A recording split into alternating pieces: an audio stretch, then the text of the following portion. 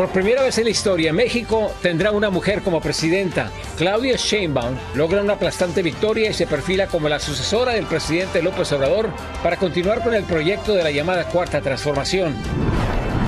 La flamante presidenta de México deberá enfrentar varios desafíos en las zonas fronterizas del país, en donde la llegada masiva de migrantes y la inseguridad mantienen preocupados a los residentes. El presidente Joe Biden, a punto de firmar una orden ejecutiva que restringirá severamente el número de solicitantes de asilo y le permitirá incluso cerrar la frontera.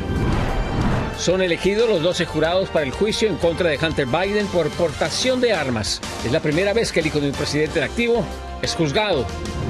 Regresa el circo de los republicanos al Congreso entre gritos, acusaciones e insultos. El doctor Anthony Fauci es duramente cuestionado sobre su papel en el manejo de la pandemia y el origen del virus del COVID-19.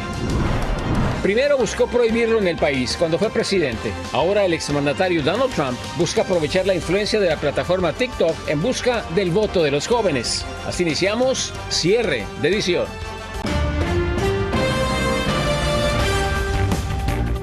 Muy buenas noches, bienvenidos a su noticiero nacional Cierre de Edición. Les informa José Armando Ronstadt. Gracias, como siempre, por estar con nosotros. Iniciamos con lo siguiente. Se hizo historia en México. Por primera vez en 200 años, una mujer tomará las riendas del país. Con una arrolladora votación, Claudia Sheinbaum se consagró como la nueva presidenta de los mexicanos, superando ampliamente a sus rivales. Nuestro compañero Arturo Vega nos tiene reacciones de la aplastante victoria. Claudia Sheinbaum Pardo obtuvo el triunfo de los comicios presidenciales con una tendencia de votos irreversible. Según el conteo rápido del Instituto Nacional Electoral, la candidata del oficialismo sacó una ventaja de 30 puntos sobre su más cercana contrincante de la oposición. Por primera vez en 200 años de la República, me convertiré en la primera mujer presidenta de México. Fueron alrededor de 35 millones de votos los que obtuvo. Esto la convierte en la presidenta más votada de la historia de México. Me agrada que tengamos una nueva presidenta y tenemos mucha esperanza en ella. El presidente de México se dijo contento por el resultado obtenido en estos comicios. Me voy a retirar pues con muchísima satisfacción. Voy a poder decir cuando le entregue la banda a Claudia, misión cumplida. El proceso electoral fortaleció a la bancada de Morena y sus aliados en el Congreso. De ser así, la virtual presidenta de México tendrá el control absoluto para realizar modificaciones. Deben alertar por la posibilidad que puede haber de que se hagan o se rediseñen instituciones al gusto de una facción. Y eso implica también un fracaso de la oposición que en 6 años no ha sabido entender qué ha estado pasando. Distintos líderes mundiales felicitaron a la presidenta electa, entre ellos el mandatario de Estados Unidos, Joe Biden. Además, los círculos empresariales del país mostraron su apoyo y confianza para el desarrollo de México.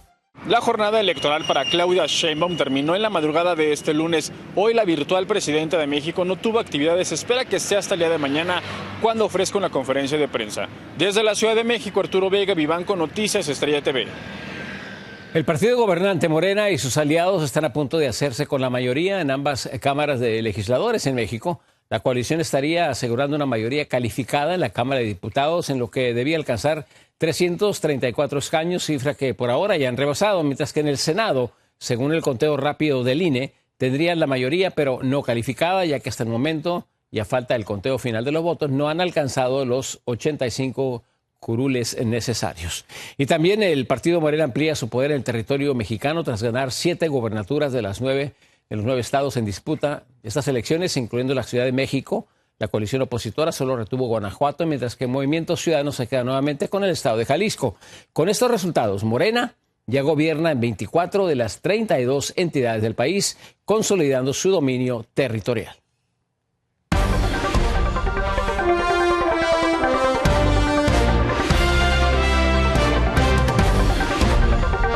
Y para ampliar más sobre la trascendencia del aplastante triunfo de Claudia Sheinbaum, se encuentra con nosotros en Frente a Frente la analista política Laura Carlson. Ella es directora de Mira, Feminismo y Democracia. Laura, muchísimas gracias una vez más por estar con nosotros.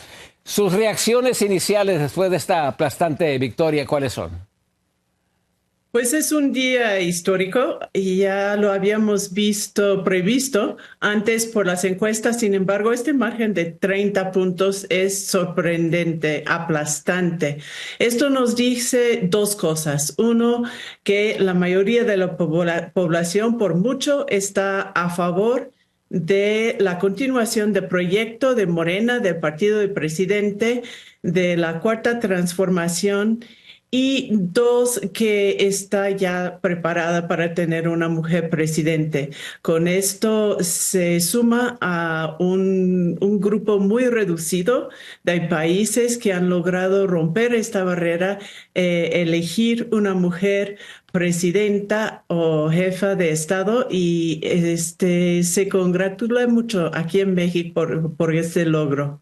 Laura, analizando de dónde vinieron los votos, ¿hay una división clara de clases sociales en términos de quienes apoyaron a Sheinbaum?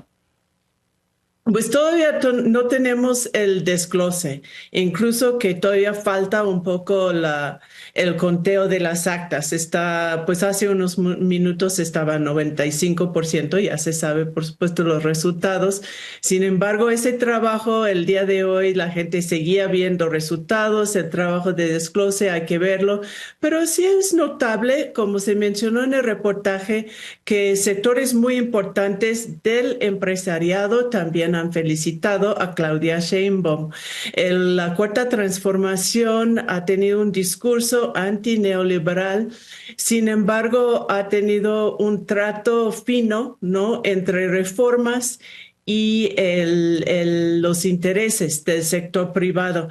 Entonces, yo creo que por supuesto, la parte de las personas, y eso siempre se ha visto en muchas encuestas y otro tipo de reflejos de la opinión pública, los sectores más empobrecidos, más vulnerables, sobre todo que están recibiendo beneficios del gobierno federal, y son muchísimas familias mexicanas, de becas, de créditos, de apoyos de distintas maneras, pensiones para las personas de tercera edad, pues esta parte de la población ha tenido un apoyo constante a la Cuarta Transformación y al presidente Andrés Manuel López Obrador, y también a la candidata Claudia Sheinbaum. Y por lo demás, pues el hacer un análisis más fino va a hacer falta ver los datos que van entrando. No sé si tuvo usted oportunidad de ver los datos que publica El País el día de hoy, donde por grupos laborales el único grupo que no apoya en mayoría a Claudia es el grupo de empleadores o dueños de negocios. Empleadores de negocios es una categoría interesante. Sí, no lo he analizado. Pero sí, pues hay que ver. Lo que sabemos es que seguimos con un país muy polarizado. O sea que las respuestas de los analistas han sido de los dos lados, ¿no? Algunos diciendo que pues sí ganó, pero hereda un país en ruinas. Otros que pues ganó porque el país va bien, ¿no? Lo que se sabe es que entre esta polarización, que es muy ideológico y muy personalista también, ¿no?, contra la persona o a favor de la persona carismática del presidente, que una parte es por mucho la mayoría, y por eso ganó Claudia. Sí. Ahora se me acaba el tiempo, pero brevemente, ¿le sorprende el cambio de cómo amaneció el superpeso? Sí, un poco, no lo esperaba, pero yo creo que esto ha sido una tendencia. Bueno, vamos a ver qué sucede con todo esto. Laura, muchísimas gracias, como siempre, por estar con nosotros en Frente a Frente. Al contrario, gracias. Muy buenas noches. Muy bien, vamos a pasar a otras cosas. Que uno de los grandes desafíos que enfrentará la presidenta Claudia Sheinbaum será el manejo de los grandes flujos migratorios que transitan cada día por el territorio mexicano. Vicente Calderón, desde Tijuana, Baja California, nos explica qué significa el triunfo de Sheinbaum para las zonas fronterizas de la República. El apabullante triunfo en las urnas de Claudia Sheinbaum pudiera generar zozobra durante el cambio de gobierno, mientras la nueva presidenta no tome posesión y el actual mandatario pierda fuerza por ir de salida. Esperemos que sí se venga con un plan integral a nivel nacional de la atención a los migrantes y refugiados que que llegan a nuestro país, ¿no? Del otro lado de la frontera ven que la migración será aún de mayor importancia para la relación de ambos países. Claudia Sheinbaum posiblemente es la votante más importante en la elección de Estados Unidos, porque si decide que quiere apoyar la candidatura de Donald Trump, nada más tiene que dejar de cooperar con Biden. Este académico también ve incertidumbre en lo que afectaría la definición de las políticas de la nueva mandataria morenista. No puede realmente determinar cuál va a ser su postura hacia Estados Unidos, sabiendo que puede ganar Donald Trump. Durante la campaña, Sheinbaum ofreció reformar el Instituto Nacional de Migración, señalado de corrupto e ineficiente, y seguir colaborando con Estados Unidos, como hace López Obrador, lo que ha disminuido la llegada de migrantes a su frontera sur. México ha funcionado un papel clave en la gestión de las políticas de inmigración en Estados Unidos. Tras la votación, la Bolsa Mexicana de Valores tuvo una caída, igual que el peso frente al dólar. La analista y profesora de economía Gabriela Pagaza Siller lo explicó en su cuenta de X. Se tiene miedo de que la nueva administración quiera cambiar la Constitución. En términos económicos, preocupa la autonomía del Banco de México. En la capital del país se acercó a los 18 pesos por dólar. En la frontera el aumento fue menor, pero preocupantemente notorio. En Tijuana, Vicente Calderón, Noticias Estrella TV. México también tendrá su primer caballero con la elección de la presidenta Claudia Sheinbaum. Su esposo, Jesús María Tarriba, también entró a los libros de historia. Tarriba es licenciado en física como su esposa y se ha dedicado al sector financiero, desarrollando modelos de medición de riesgos para importantes empresas. En sus principales funciones como primer caballero será realizar visitas de Estado y encabezar eventos diplomáticos. Regresamos después de una breve pausa con más información. Sigan con nosotros. Faltan pocas horas para que el presidente Joe Biden anuncie una orden ejecutiva que habrá de limitar severamente las solicitudes de asilo. Y el expresidente Donald Trump se dejó tentar por una popular red social que él mismo intentó prohibir cuando era presidente. Detalles, imágenes de esto y más al regresar.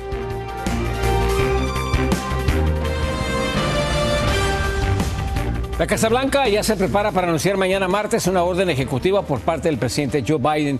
Esta orden habrá de limitar severamente las solicitudes de asilo en la frontera. Vamos a Washington, D.C. Ahí está Alfredo Miranda y nos dice cuál sería el posible impacto de esta medida. El presidente Biden estaría listo para hacer el anuncio de la orden ejecutiva más agresiva de su administración sobre el tema fronterizo. La medida, que será anunciada en la Casa Blanca en horas de este martes, cerraría inmediatamente la frontera sur con México y con ella las solicitudes de asilo de miles de inmigrantes. Estamos muy decepcionados con el presidente Biden en poner estas políticas. Porque está diseñada para su campaña política y no para de veras resolver los problemas en la frontera. Al hacer eso, muchas personas que tienen casos reales que necesitan protección de este país no la van a poder obtener y van a ser rechazados en la frontera. Según se ha podido conocer, la medida entraría en vigor una vez que el número de encuentros diarios con inmigrantes llegue a 2.500 entre los puertos de entrada, y la frontera se reabriría una vez que el número se reduzca a 1.500. Le da la autoridad a los agentes de inmigración a regresar a las personas, no absorberlas a Estados Unidos ni a que esperen algún proceso internamente. Simplemente es cerrarle las puertas y decirles que aquí ya no hay más espacio en este país. Se espera que el presidente demócrata revele sus acciones unilaterales para controlar las cifras en la frontera en un evento al que han sido invitados alcaldes fronterizos. El presidente estaría adoptando la medida en respuesta a las encuestas que no le favorecen, buscando aumentar su volumen electoral. En realidad eso no va a tener ningún impacto electoral, que es lo triste. Lo único que va a hacer es lastimar a personas que buscan alivio, que buscan amparo en este país. La decisión de Biden de actuar unilateralmente es consecuencia del fracaso legislativo bipartidista descarrilado por la deserción de republicanos a instancias de Donald Trump. En este año electoral, en el que el tema migratorio es nuevamente utilizado como bandera de campaña de ambos partidos y en el que no existen otras alternativas, el activismo asegura que el electorado ha sido empujado a elegir de entre dos males el menor. La evaluación que muchas personas votantes van a hacer es qué mal preferimos, el mal que conocemos con Biden o otro mal que conocemos con Trump. Yo creo que desdichadamente nos toca escoger el mejor de lo peor que está ofreciendo los partidos políticos en este momento. Funcionarios de la Casa Blanca están informando a los legisladores en el Capitolio sobre los detalles de la orden planeada antes de su implementación formal. Desde Washington, Alfredo Miranda, Noticias Estrella TV. Este lunes inició en Delaware el histórico juicio contra Hunter Biden, él es el hijo del presidente Joe Biden. Con la elección del jurado en su caso de compra de armas, la jueza seleccionó a 6 hombres y a 6 mujeres como jurados principales y les ordenó no hablar ni leer sobre el caso. Las declaraciones de apertura están programadas para el próximo martes. Y el ex asesor médico de Estados Unidos, el doctor Anthony Fauci, se enfrentó a un intenso interrogatorio por parte de un comité del Congreso. Durante casi 4 horas, Fauci se defendió de las acusaciones de los congresistas republicanos sobre su papel en el manejo de la pandemia del COVID-19 y los orígenes del mortal virus. La discusión escaló a tal grado que la representante republicana Marjorie Taylor Greene fue suspendida por menospreciar al doctor. Do you think that's appropriate? Do the American people deserve to be abused like that, Mr. Fauci? Because you're not doctor, you're Mr. Fauci in my few minutes. Are we allowed to deny that a doctor is a doctor just because we don't want him to be a doctor? Yes, because in my time, that man does not deserve to have a license. As a matter of fact, it should be revoked and he belongs in prison. Suspend. El doctor Fauci negó las acusaciones y se emocionó al hablar sobre las amenazas contra él y contra su familia. Y en medio de un juicio federal por corrupción, el senador demócrata por Nueva Jersey, Bob Menéndez, se registró oficialmente como candidato independiente en busca de su reelección, luego de declarar previamente que no buscaría la nominación demócrata para un 4º mandato. Menéndez enfrenta cargos federales de soborno junto con otros acusados y en repetidas ocasiones ya se ha declarado inocente. Buscando llegar a los votantes más jóvenes, el expresidente Donald Trump sorprendió a los usuarios de TikTok tras estrenarse en la popular red social, misma que intentó prohibir en el país cuando estaba en la Casa Blanca. Anthony Belches de Florida nos explica. Donald Trump ha sido el último famoso en unirse a la plataforma de TikTok. Un portavoz de su campaña ha confirmado que el expresidente ha dado el paso para empezar a crear contenido en esta red social con el objetivo de llegar a una audiencia más joven. Las redes sociales siempre ya tienen más de 10 años, que han sido un gran parte de las campañas que se necesitan usar porque mucha gente recibe su información o las noticias en las redes sociales y mucha de esa gente son gente más joven. En poco más de 24 horas el exmandatario ya ha sumado más de 4 millones de usuarios. El primer video, su aparición en una pelea en Newark, donde se dio un auténtico baño de masas. Su incursión en TikTok refleja que las cosas han cambiado, o eso parece, teniendo en cuenta que hace 4 años prohibió por orden ejecutiva las transacciones con la red social. Su objetivo, aseguró en ese momento, era que una compañía estadounidense se hiciera con el control. He dicho a Microsoft y a otros si lo quieren hacer, si llegan a un acuerdo por TikTok, tanto si se queda el 30% de la compañía en Estados Unidos o toda la compañía, he dicho que está bien. Pero eso, aseguran los analistas, no quiere decir que si Trump llega de nuevo a la Casa Blanca, continúe con su cruzada contra el gigante asiático. La compañía de Biden-Harris también abrió su cuenta de TikTok, pero con mucho menos seguimiento. No superan los 400.000 seguidores, una estrategia de campaña en medio de una política bipartidista en la que tanto demócratas como republicanos tratan de bloquear la red social mediante una ley. Ha sido bastante curioso que los dos partidos estén en contra y que parece que la ley va a seguir adelante. Y lo que ha sido curioso es que Donald Trump, que fue quien impulsó esta ley hace bastantes años, 3 años más o menos, y la gente se reía y no lo creía capaz, ahora se ha retractado y ahora dice que no está a favor de este baneo. Washington dice que China está detrás de esta plataforma para recabar datos de los usuarios, mientras que el gobierno asiático niega las acusaciones. Desde Miami, Florida, Anthony Belche, Noticias de Estrella TV. El polémico presidente de El Salvador, Nayib Bukele, asumió un segundo mando y así confirmó su reelección. En el acto de posesión el fin de semana, Bukele juró lealtad al país desde el Palacio Nacional y ratificó su compromiso para remediar la economía tras haber superado con éxito lo que él llamaba el cáncer de las pandillas en su primer mandato. Dijo que ahora estará enfocado a revitalizar una economía estancada y también abordar la pobreza. Las fuerzas de defensa de Israel informaron a las familias de 4 rehenes en Gaza que sus familiares ya no están vivos.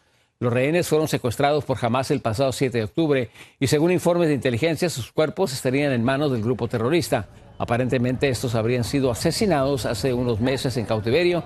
Sin embargo, esto aún continúa bajo investigación. Al regresar de la pausa, regresamos con más información, más noticias. Sigan con nosotros. Desafiando las adversidades, un hombre cumple con su deber ciudadano de emitir su voto. Detalles e imágenes al regresar.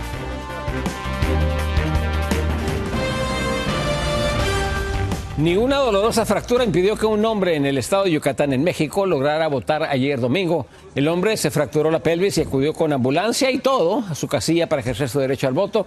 Aunque despertó risas entre algunos usuarios de redes sociales, otros lo felicitaron por hacer valer su derecho y obligación como ciudadano mexicano.